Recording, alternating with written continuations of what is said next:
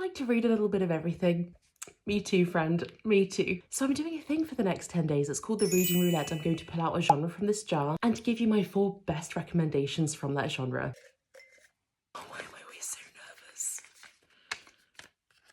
Thrillers and mysteries. Probably my favourite thriller of all time has to go to When I Was You by Amber Garza. It's about a lonely empty nester who discovers another woman in her small town with the exact same name as her. And I'm going to leave it there because you should absolutely go into this book as blind as humanly possible. But I mean it when I say I have never had so much whiplash when it comes to the twists and turns in a thriller. And the ending was wild. I personally found it extremely satisfying. Rock, Paper, Scissors by Alice Feeney is my go-to thriller recommendation for most people. And it is definitely one of the creepiest that I have ever read. It's about a struggling couple who win a weekend getaway to a remote Scottish chapel. I'm not even gonna lie, I love a thriller about marital problems. I was trying to guess what would happen the entire time, and by the end of the book, I was flabbergasted, you might say. My newest thriller recommendation is Kill for Me, Kill for You by Steve Kavanagh, and it is definitely the best thriller that I've read this year. It's about 2 women who meet by chance and bond over their shared pain and grief, and together they hatch a plan to take justice into their own hands. And I just love it when women hatch a plan. I started listening to this via audiobook, but I simply had to have it on my Kindle as well. Because I wanted to keep reading this late into the night, I could not put it down, and it has put Steve Kavanagh squarely on my list of thriller authors to look out for. And I cannot do this video without talking about The One by John Mars. This is definitely the most fast-paced, slump-busting thriller that I've read, set in a future where a DNA test can give you your perfect match, your soulmate, if you will. And so we follow these 5 individuals as they discover that science doesn't necessarily equate to happiness. I was so invested in each of these storylines. To this day, this is the only thriller that I have read in under 24 hours. We still have 7 days left in the Reading Roulette, so make sure you're following along for tomorrow's pick. And please leave me your god-tier thriller recommendations in the comments. I want to know what your favourite thriller is.